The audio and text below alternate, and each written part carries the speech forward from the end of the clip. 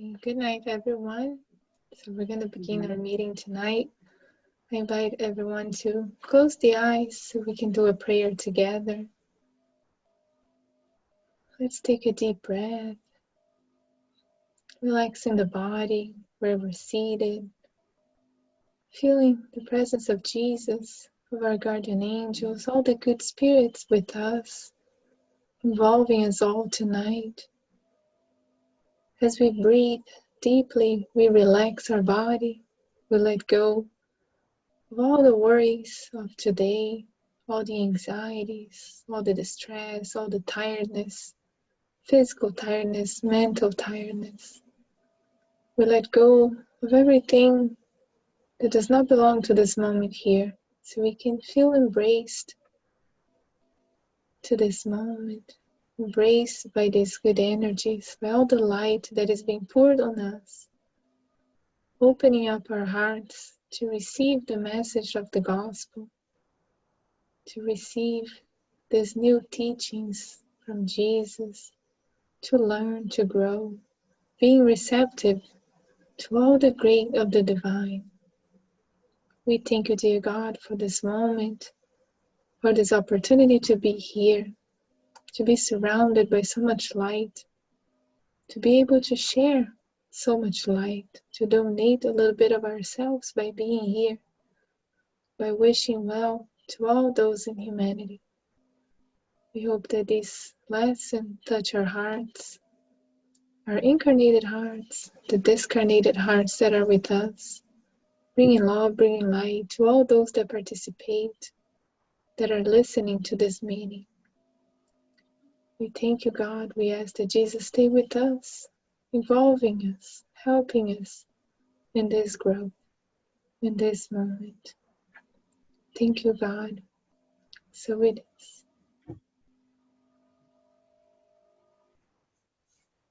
Thank you, Anna. Welcome, everyone, to our public meeting tonight. My name is Cara, and I'm with the Lively Soul Christian Spiritist Center. And tonight we are talking about the Gospel according to Spiritism, chapter 16, which is you cannot serve both God and Mammon, which basically just means man. You can't serve God and man. And there are several sections in chapter 16 that we can see here. And there will be an opportunity on tonight for anyone who wants to say anything. If at any time you have an observation or something you want to share, you can simply unmute your microphone and speak into the space. And if there's, again, any questions, you don't have to wait until the end. You can ask them at any time. We hope this will be interactive as much as you would like. Or you can also feel comfortable just to sit back and receive the energy and the information that will be shared on tonight. So in Luke 16:13, Jesus tells us, no one can serve two masters, for he will either hate one and love the other, or he will become attached to one and despise the other. You cannot serve both God and Mammon at the same time. And so we can see also from this image that when there's two routes, we can't be on both of them at the same time. And even the law of physics in science that's been proven, you can't, two things can't occupy the same space at the same time, nor can we have two exact thoughts at the same time. So we always have a choice and we have to choose. And so this lesson from Jesus lets us know it's not just serving God or serving man, but at any given moment, we have the choice to embrace our higher self and live from there, or our lower self and live from there. We can be selfish or we can be charitable. We can be kind or we can be unkind. We always have a choice in how we choose to show up. And so we now are told in this message here to guard ourselves against avarice, which is a kind of an older term that means an insatiable need and greed for wealth, and also jealousy of those who have it. And so this is also in Luke 12, where a dispute unfolds. And a man said to Jesus, Master, tell my brother to divide with me the inheritance that will befall us. And Jesus told him, well, who made me to judge you or decide your allotment? And before we even go any further, that's such an interesting question for Jesus to ask, because many times we judge people without ever being asked our opinion. We've been talking about this in the Saturday study as well, how quickly we as humans rush in to judge our brother or our sister or to judge our neighbor when we're not even being asked. And in this case, Jesus even said, wait, who made me to judge you or decide your allotment? And then he added, be careful to guard yourselves against avarice, because no matter how much abundance a man or a woman may have, his or her life does not depend on the riches he or she possesses. And then he told them a parable. But before we go to the parable, this is two things that we should be thinking about here. One is that no matter how much abundance, whether it's abundance of wealth, or if it's an abundance of property, or if it's an abundance of friends, or there's many ways that wealth can show up in our lives. Our lives don't depend on that. Those physical experiences of abundance don't bring the incarnation, and they don't take it away, right? Our life does not depend on those. And it's been documented over and over that wealth itself does not bring happiness.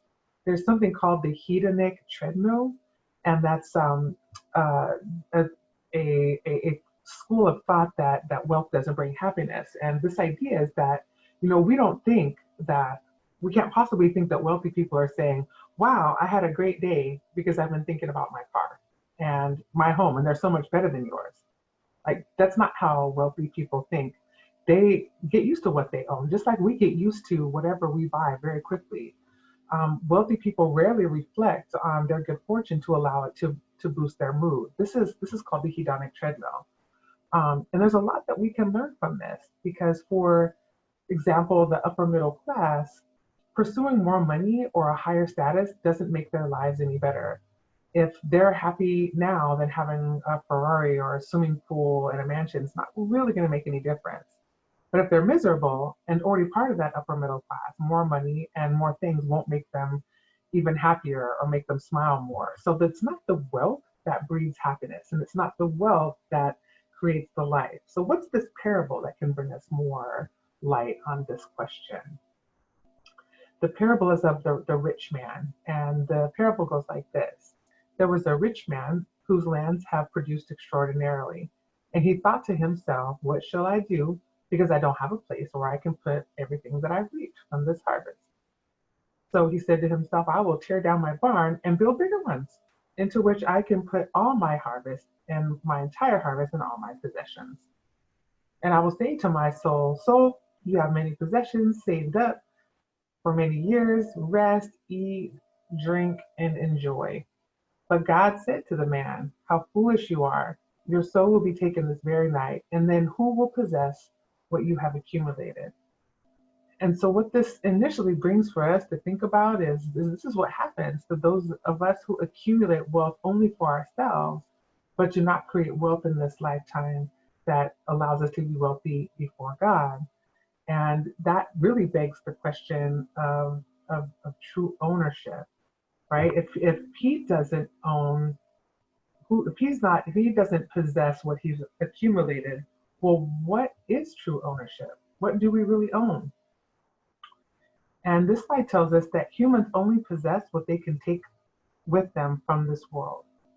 And I mean, what can we take, right? What can we really take from this world? What do we really truly possess when we say this is mine, right? What does that even mean, right? Because we can't take with us anything that is solely for the use of the body. So if we think about all of the things, if we look around wherever you are, just take a minute and look around the environment you're in. Every single physical thing you can see is not what you're going to take with you. So you won't be taking any of the furniture. You won't be taking any of the books. You won't be taking any of the lights or the light bulbs. You won't be taking any of the clothes. I mean, if you just kind of look around your space, none of that comes with you or comes with me.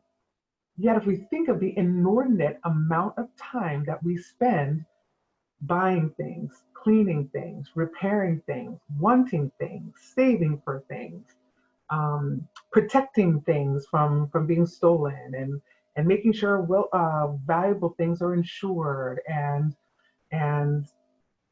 I mean, we just spend an inordinate amount of physical energy on things, the things that we look around in our environment, right? And then in an inordinate amount of time, nowadays, right, cleaning and sanitizing and really a lot of time thinking about things. And none of these things come with us at all. None of these things. And most of us have far more than we actually need. If you take another moment, just look around your environment and just think of three things. Just look around and see if you can find even three things, right, that you have not touched in more than a year, that you haven't touched. There's probably more, but they're still in the environment and they're still taking our energy to pay attention to them. This is good for us to think about because all that we can take with us, all that we really possess, is those qualities that are for the use of the soul. So that's our intelligence and our knowledge and our moral qualities. And by the way, intelligence and knowledge are different. So knowledge is the data that you've accumulated. So that's the number of books you've read and the number of classes that you've taken and the number of languages that you've learned and the number of skills that you've learned. And this is the data that we've accumulated. Intelligence is knowing what to do with that information that you have learned, right? So it's like tonight, we're going to get some more knowledge, right? We're going to learn more about Gospel chapter 16. Intelligence is knowing how to take what we've learned tonight and apply it for the benefit of ourselves, for the benefit of our brothers and sisters, for the benefit of our family, for the benefit of humanity. Intelligence is taking what we know and making good use of it. And the moral qualities that we have, of course, that's our own moral inventory. That's the capacity to love and all of the virtues that go along with the law of love. But taking another minute now and looking around your environment, whether you're in your bedroom or your living room, or maybe, you're in another room in your house, maybe you're in the kitchen, taking another look around your space and think about how much time you've spent today caring for that space and compare that to how much time you spent cultivating knowledge, cultivating intelligence, cultivating moral qualities. And is it the same? Did we spend more time on the physical things that we can see, or did we spend more time cultivating the qualities that are for the use of the soul? This is not a direct question I'm asking anyone to answer on this lecture tonight, but it's for us to think about, right? If we think about what we're going to do with the rest of our evening, right? We'll maybe be together tonight for less than an hour of our time together. And for many of us, there will be several hours before we go to sleep, maybe just a couple of hours. What will we do with that time? Will we spend most of it going back to the use of the things for the body? Maybe some of us will be doing food prep for tomorrow, or cleaning, or washing clothes, or doing necessary activities. It's not that these activities are bad. It's not that they are not spiritual, because we can approach the care of our physical environment from a deeply spiritual place. The point is where's the bulk of our thinking and our attention? Is it on building the qualities of the soul, or is it on increasing the number of physical things we can possess and care for? This is for us to think about, because that will tell us, right, where we have an opportunity to stretch ourselves and to evolve more from a spiritual perspective. But the only owner of earthly goods is God, right? We're just beneficiaries. We're just an administrator of the properties that have been given to us just by a temporary grant, right? Because life as we know it, that has so many intervals of reincarnations, it consists of who we are, not in what we have, right? It's who we're being human beings, not human havings, but human beings. And those of us who care to be instead of to have, we will take the time to value life for everything it offers by opening up to all that life has to offer, right? By living, participating, giving, contributing, receiving, and being interested in what is around us and putting our happiness in the good of life. I mean, we have material goods, or maybe we don't have material goods. That's less of a concern than, for example, what Paul of Tarsus said when he said at the end of his life, after he had been, aged and broken by the many deprivations, he said, I know how to live in abundance, and I know how to live in penury, which is like extreme poverty.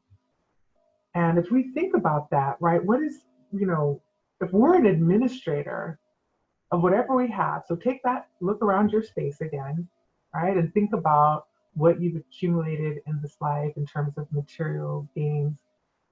And think about being an administrator or just a temporary manager of these things that are very temporary and that will remain here in the physical sphere until they wear out and expire, the same way that our physical bodies are.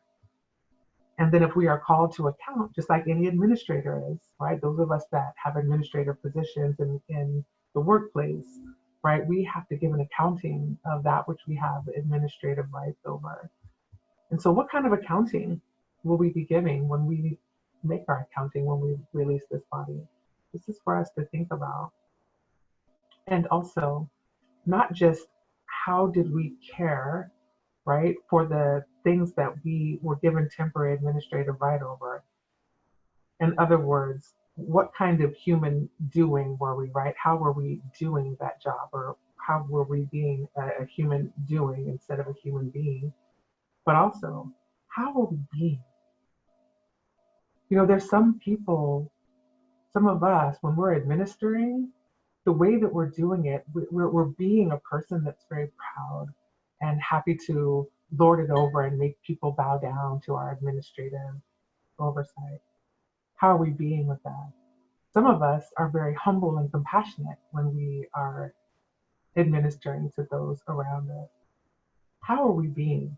What kind of human doing are we? What kind of human having are we? But most importantly, what kind of human being are we? Because it is who we are being that begins to unfold and provide some transparency into what we are doing with the soul. Are we being intelligent? Are we being knowledgeable? Are we being moral? We can't be the things that we possess, but we can be the qualities that we built in the soul. Everything that we possess is what we are doing and what we are having. But everything that's for the soul is what we are being while we are administering those things that we have. That's an important distinction to make. And it's a question that we can ask ourselves at any given moment, right? Who am I being right now? What qualities of the soul am I expressing right now? And as we're all quarantined together, right, there's so many opportunities to be frustrated and impatient with our loved ones. And we can continue to ask ourselves, who are we being? Who are we being with our loved ones right now? And who could I be? How could I be a kinder and more compassionate human being? These are questions we can ask ourselves. When we think about the use of wealth, the question is, what is the best use of wealth? And the answer we get is, seek in the words, love one another, the solution to this problem. So again, if we're asked, what's the best use of wealth that we have? If that's a problem, then we should seek in the words, love one another, the solution. Because therein lies the secret for the good use of riches. Those who are animated by love for their neighbor have their course of action all traced out. In other words, good deeds. But what sort of good deeds?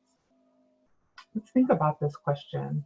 The best use of wealth, and the answer is love one another. What if that was the answer to every question? Each one of us today probably asked ourselves at least one question, right? You know how we ask questions of ourselves internally? Oh, what should I do later today? Or what should I do with this particular problem? How should I spend the rest of my week? How should I prioritize what I need to do? So-and-so is annoyed with me. What should I do in response? I can't imagine that there's any question that you've asked yourself today whose answer wouldn't be found in these words, love one another. There's literally no question that does not have love in the answer. There's no problem on this planet, not one, that doesn't have love in the answer.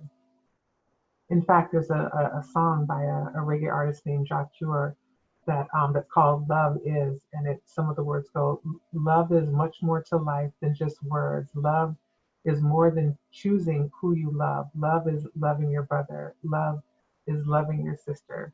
Love is the key that opens the door when you can't find your way. Love is the key that opens the door when you can't find your way." Such a beautiful song. And that, I think, if we are stuck and we have a question in our mind and we don't know what to do, sometimes we have these thorny problems that keep us up at night. We don't know which path to take. Love is the key that opens the door when you don't know your way. It unlocks the door when you can't find your way. In the words, love one another are the solution to this problem and all problems. And when it says to do good deeds, but the question is, what sort of good deeds?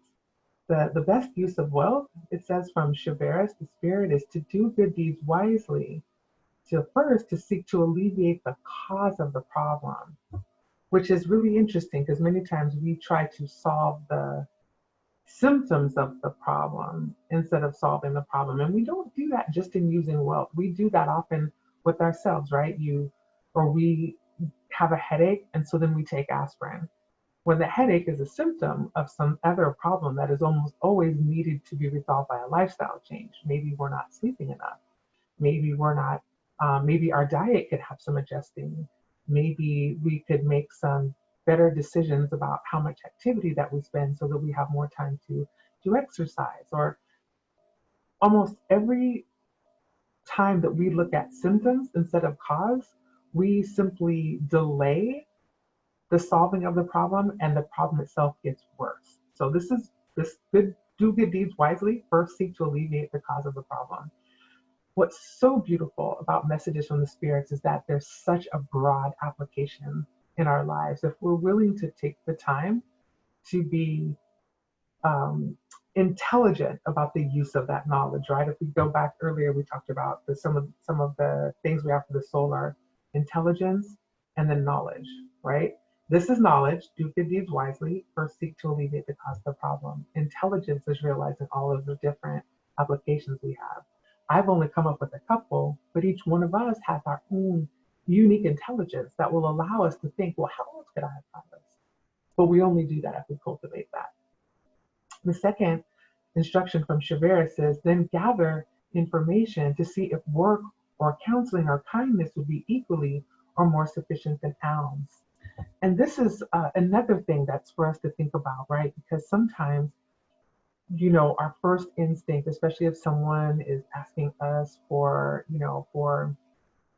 some coins, we may have a judgment about that. We may, quickly dig in our pocket and hand coins. And during this time of the pandemic, some of us, we don't want to put our hand out the car. We're worried about the virus. And we're just hesitant, many of us, to offer a word of kindness, or if we have some work or know of some work, to offer that, or just to even look that person in the eye. Just look them in the eye for a moment and give them a blessing. May God bless you. Sometimes their hand is out for coins, but what they really need is love.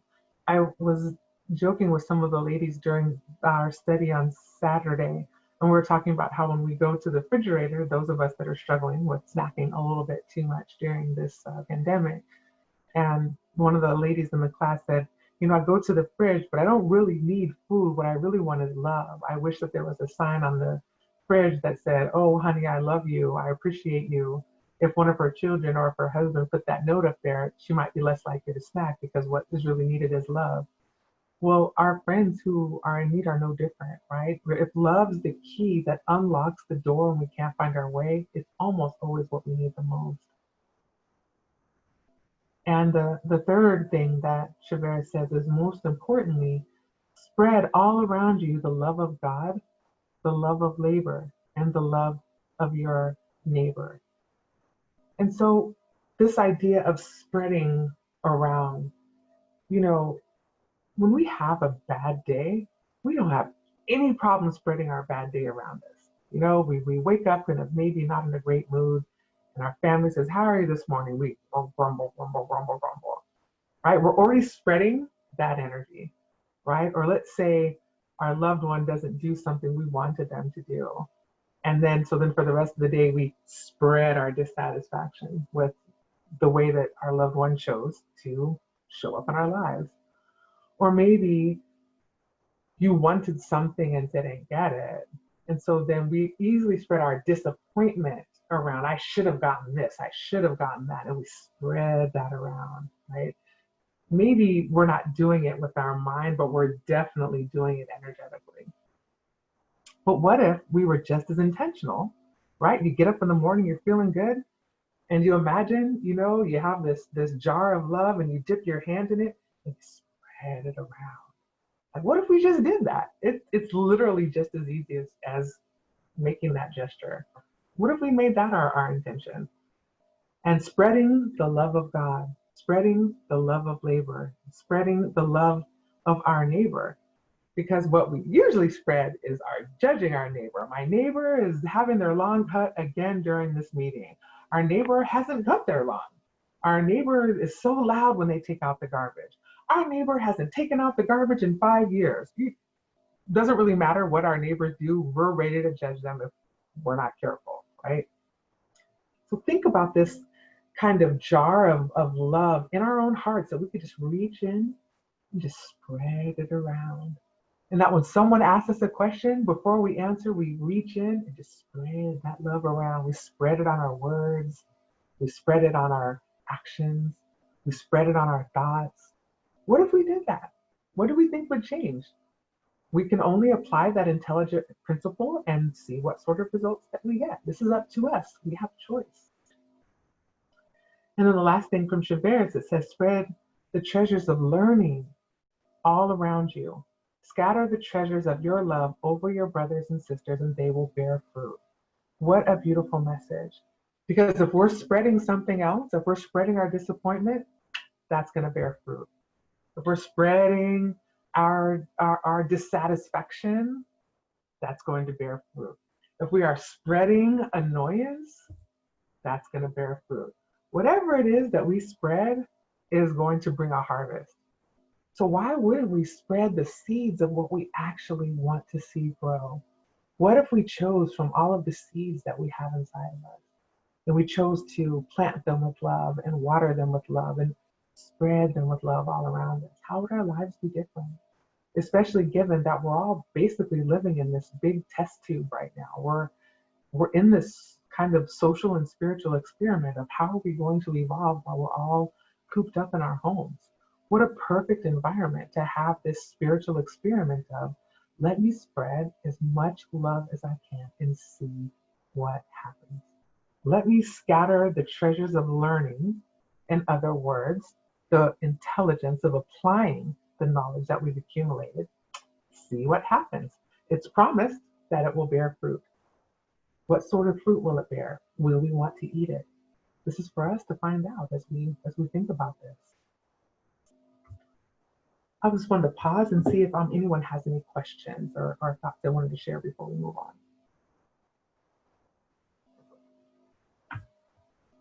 Okay, you can feel free to unmute at any time should you have any questions. So we get more now about the use of material goods. And this says, we'll give alms when necessary, but whenever possible, convert it into a salary so that the one who receives it will not feel ashamed. And so this, in those times, that meant, offering work. And we can still do that according to our means, and according to what we can make happen given the circumstances that we have. Remembering that the bad use of material goods consists in using it solely for our personal satisfaction, right? So if we think now, we have money, do we use it to help others, or we're using it simply to satisfy, again, the needs of the body? And if we think about that previous slide of what do we actually own, right? So if we use our money only for our personal satisfaction, that means we are buying things that are either temporary right? Really temporary, like services, right? Like maybe nails getting done or hair getting done or various services, or we're buying goods, right? We're either buying goods or services. Services are temporary, they're over when you have the service, and the goods are also temporary, regardless of how we may think that, oh, I'll have this for a long time. Goods are temporary. So those are things we can't take with us. But if we choose to use the good use, on the other hand, and all the times it results in good for someone else, or in this case, even if it's giving alms or whether it's converting it into a salary, these are now qualities of the soul. So notice now how wealth itself, while the wealth itself is not something that we own because we are administrators, as it said earlier, but how we use that wealth could I also go into those two camps. We can use wealth to find and purchase things that are going to be of use of the body, which is temporary. We don't ever really own it. It goes when we leave this physical body. Or we can use it in the service of good, things that result in good for someone else. And now we are cultivating qualities of the soul that we can take with us. It is up to us again what focus we have when we are distributing the wealth we have, no matter how much wealth it is, whether it's the widow's mite and it's 1 or 2 pennies, or whether it's the rich man with $1 or $2 million. It doesn't really matter. It's what we do with it. Most importantly here, and this is why it's in bold, is that the merit in that use is in proportion to the sacrifice one imposes on oneself. And it's like that widow's mite parable, right? Where the rich man gave a big bag of money, the widow only gave 1 or 2 pennies, but the widow was seen as giving a greater gift because that was all she had. So that was a massive sacrifice that she imposed on herself. But the rich man with millions of dollars who just gives a bag of money, it looks like it's a lot of money, but he's got hundreds of those bags of money in his vault. There's no sacrifice whatsoever. He can blink and not notice it. So for us is to really think about too is to what degree am I making a sacrifice by offering this gift? Because again, it's as Fenelon tells us, the sacrifice is where the merit is. So if we're telling ourselves, oh, I'm giving 10%, or oh, I gave a few quarters, this is good, right? It's no good deed goes unrewarded. But the highest merit is when we do so in a way that creates a sacrifice for ourselves. And then we have the parable of the talents. And so this is, as you can see with the picture, right? A talent in the parable is a coin, but of course there's the spiritual message, which is our own talents. But the parable goes like this. A man called his servants and he placed his property in their hands. He gave 5 talents to one, 2 talents to another, and then 1 to another, each according to their different abilities. So the one who got 5 talents invested them. He went to do business with them, and then he earned 5 more. And the one who had 2 talents also went and did business, made investments, and received 2 more talents. But the one that only received 1 talent dug a hole in the ground and he hid his Lord's money in the ground. So when it was time for the accounting, the ones who had doubled the gift, right? The one who had 5 got 10, the one who had 2 got 4. They were told, you good and faithful servants, since you have been good in small matters, I will entrust you with many others, so you can share in the joy of your master. But the one who had received only 1 talent said, Master, I know that you are a severe man. I was afraid of you, so I hid your talent in the ground. He dug it up and handed it to his master and said, here it is. Now, what's so interesting about this, I'm always struck by the one who only had 1 talent and how he buried it in the ground. He didn't just bury it in the ground, like he did it and had words for his master, right? He's like, I know you're a severe man. And there's some other choice language in this parable, right? I know that, basically talked about how cruel the man was. And I was afraid of you, so I hid your talent in the ground. It made me think about how, our gifts and talents, how when we hide them because we're afraid that, we'll be made fun of, or maybe we don't share our gift because we think it's not good enough. We think it's not good enough because we don't want anyone to tease us or make us feel bad about what we're doing. And no matter what our reason is for hiding our talent or burying it, it's almost always because we are afraid of someone being severe or someone making us feel bad about it. So even though this one man looks so silly when he says this is an opportunity for us to look within ourselves of, why are we burying our talents? So the master responded to him, you evil and lazy servant, let this one talent be taken from him and given to the one who has 10. And for those who already have more will be given, and they shall have an abundance. And for him who has nothing, even what he seems to have will be taken from him. Let that useless servant be cast into outer darkness, where there will be weeping and gnashing of teeth. And so when I was preparing, and studying for this, preparing for this tonight, I was very curious about this idea of outer darkness, right? And there's many different schools of Christian thought about this outer darkness. But there seems to be an agreement that this outer darkness, this is not like hell or like purgatory or anything like that. It's basically where we miss out on light by choice. Outer darkness is something that we choose. Even though it says cast into outer darkness, it's really someplace that we walk by choice. We cast ourselves there. When we're not spreading that love, right? When we're not spreading, scattering love, like Fenelon urged us earlier, we're not scattering love of God, love of our neighbors. We're not scattering joy. We're not scattering our wisdom and the love of learning. We're still scattering, but what is it, right? We're either scattering light and love and we get more of it, or we're scattering darkness, which puts us in that outer darkness where we're missing out on the light by choice. And that gnashing of teeth is simply extreme sorrow, extreme sadness for realizing I made the wrong choice, right? And the beautiful thing is when we realize that we have not made a good choice, when we are experiencing the consequences of a bad choice, guess what's always there? The opportunity to make a different choice. Anytime we choose darkness and land there and we don't like it, we can choose light again. We can reach into our hearts. We can pray and ask for the strength to resign ourselves to the decision that we've made and to strengthen us to choose love and reach into our hearts and begin to spread love again. It's up to us. We have the choice. We always have this choice.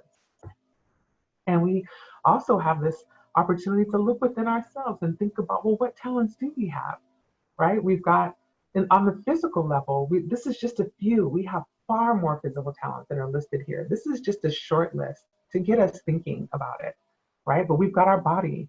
We have whatever money we have. We have our family and friends, and illness or health. Either one is a gift.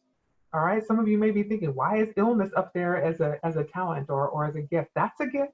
Because for many of us, one illness may be saving us from a bigger illness or may be protecting us from a major temptation. I remember reading in the book Better Days by the Spirit Joseph, where he said that you pray for healing, but the sickness that you have might be requiring you to take medicine. That means that you can't drink the alcohol that you were overindulging in and couldn't stop drinking. Right? So there's so many times where illness is a gift for us if we are aware of the spiritual laws in place. But illness or health, employment, school, many other physical gifts we have, right? And then we also have many spiritual gifts, right? Now we're back to those those qualities of the soul, right? Intelligence, moral qualities. But we also have skills, knowledge, vocation, and gifts. And I once heard, one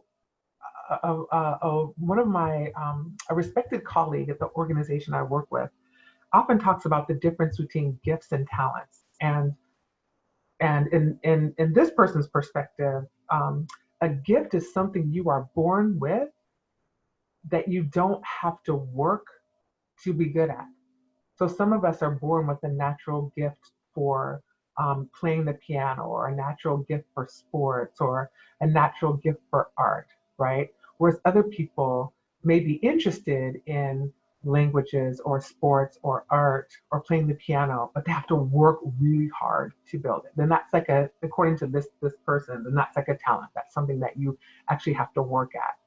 Regardless of whether the talent or the gift is what you were born with both of them, even the person who's born a good artist, or who's born playing the piano well, or who's born good at sports, in order to really perfect the craft, you still practice, right? So So for us, even though we may have gifts, we may have talents, we have also these physical gifts, right? Each one of these, our body, our money, our family, and whatever else you would add to this list. All of these require time to cultivate them.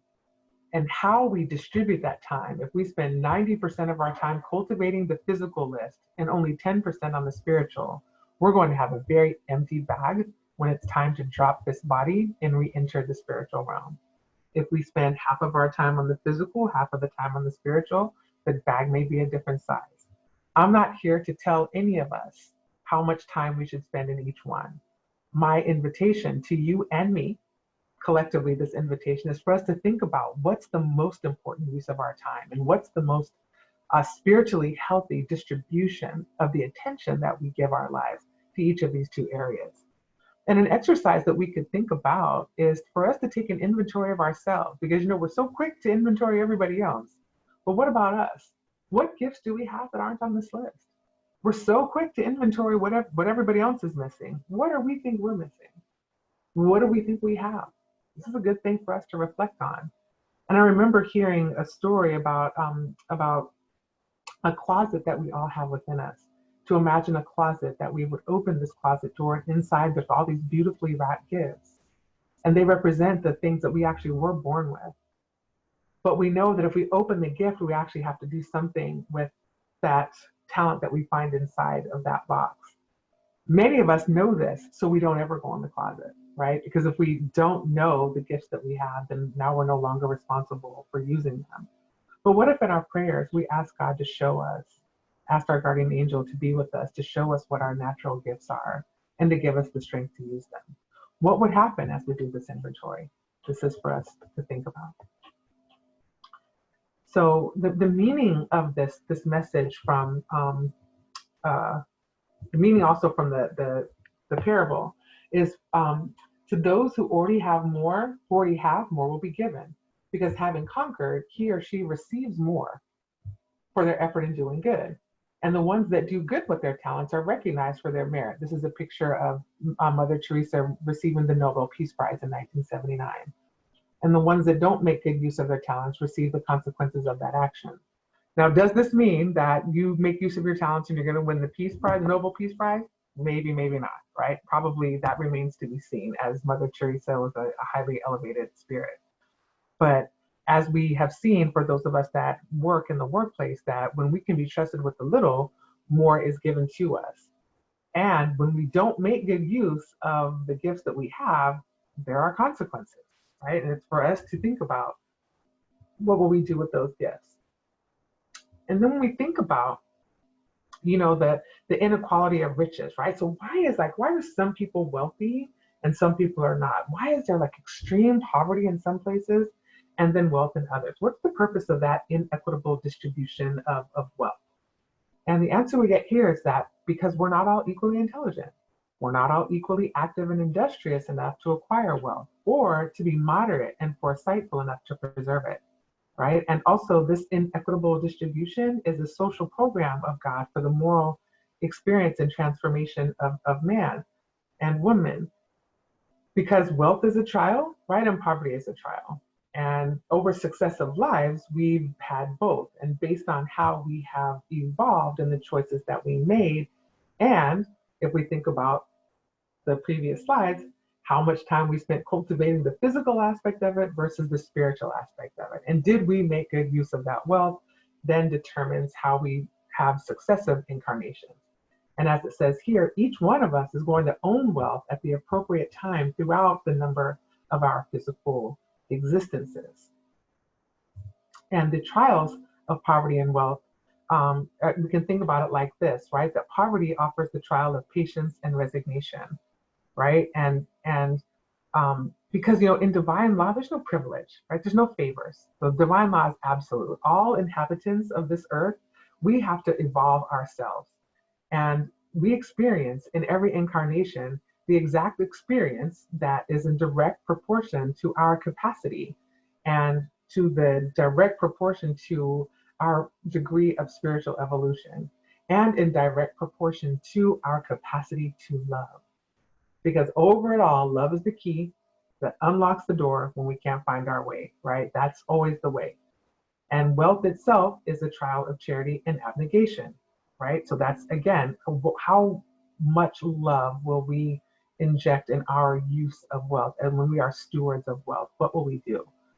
Because without the law of reincarnation, right, the inequality of wealth has no explanation given God's love, wisdom, and justice. Because let's be clear, God doesn't love the wealthy more than the poverty, more than the poor. People who are wealthy are really no more wise than people who are poor.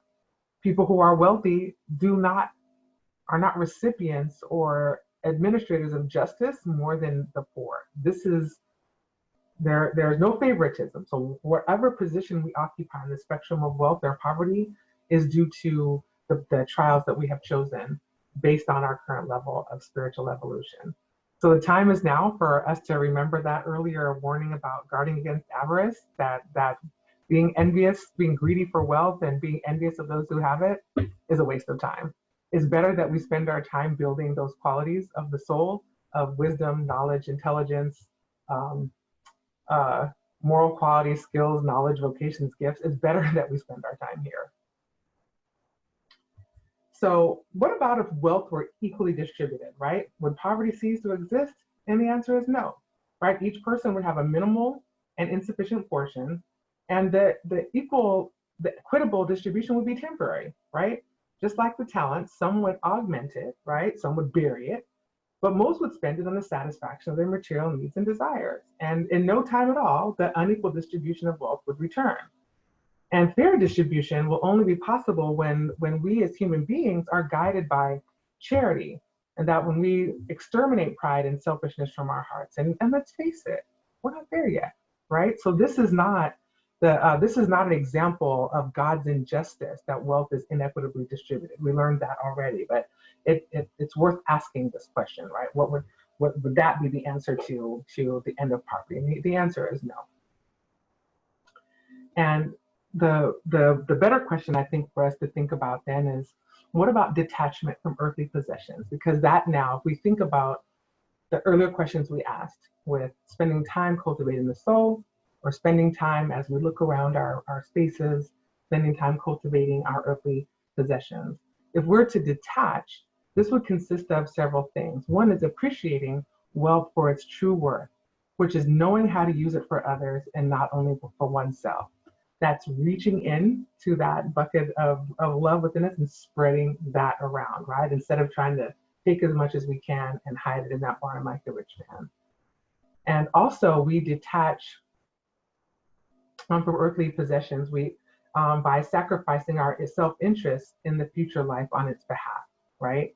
And being willing to lose earthly possessions without complaining if it pleases God to take it away. You know, that losing without complaining, that complaining thing is a trial for many of us.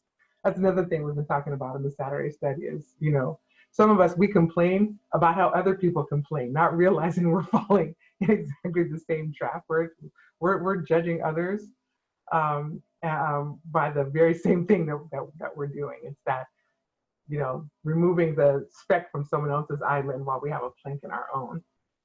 Yeah, something for us to think about. And also we detach when we know how to be content with little. And if we're poor, don't envy the rich because wealth is not necessary for happiness, which we learned earlier. And if you are rich, do not forget that your possessions have been entrusted to you and that you must justify their use. What if we had to do that tonight? Many of us on this meeting tonight, we have varying degrees of wealth. Our families have varying degrees of wealth. We all have different salaries if we're working. We all have access to a different level of wealth. But what if we had to account for it tonight? What if we had to justify what we've been spending our money on? Would we feel comfortable doing that? And if not, what opportunity to change that do we have? What have we learned on tonight that might change the way that we use this temporary gift, this loan of resources that has been offered to us to administer? What would we do with it? You know, the answer is up to us. We have a message here from Andre Luis from Living the Gospel, and he lists several beautiful spiritual qualities of the soul, right? And interestingly, it's how they're paired, right? Benevolence and humility, love and charity, faith and honesty, hope and forgiveness. You know, each one of these, just one is like a whole lecture, it's a whole lifetime of learning, right? But if we think about building these, kindness and patience, where could we show kindness and patience just tonight, right? Peace and discipline, compassion and fraternity, perseverance and tolerance, understanding and courage. These riches are divine talents that the gospel makes available to everyone for investment in moral transformation. Think about that. Each one of these is an investment in moral transformation. Remember that parable of the talents, the one that had five and invested them and got 10, the one that had two invested them and got four. And what Andre Louise is telling us here is that if we apply each of these riches of the soul in everyday life without fear of losing them in contact with the difficulties of the way, like the one who only had one and buried it because he was afraid of losing it or being ridiculed for using it. Andre Louise tells us because even one of those talents kept in the safe of comfort is always a certain loss in the accounting of spiritual evolution. So this is the end of our lecture tonight, and I wanted to just pause and see if anyone had any questions or thoughts or anything you wanted to share before we go on to the passages. Anyone?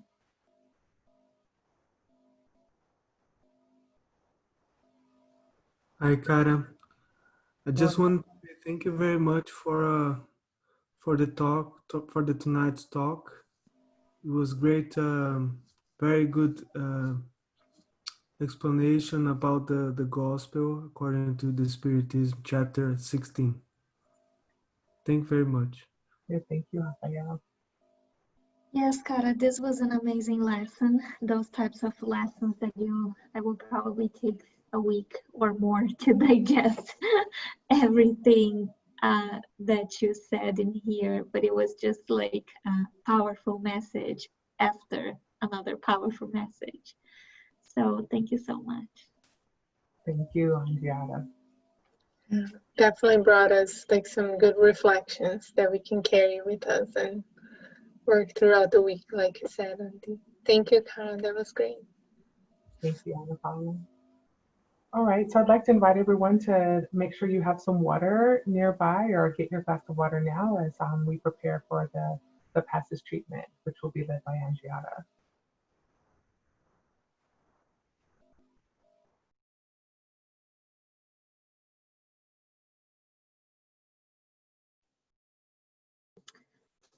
Let us now take a moment for a meditation to calm down and go inside of ourselves, to receive the blessings of the passes. Place a jar of water close to you, for you and your family. This water will be magnetized. We begin the path by breathing slowly and deeply, relaxing body and mind. Let go of your worries and thoughts for a moment. We raise our thoughts to Jesus by tuning in with the good spiritual friends. Let's put ourselves in prayer. Ask God, our Father, for the presence of the guardian angel and friendly spirits by your side in this moment.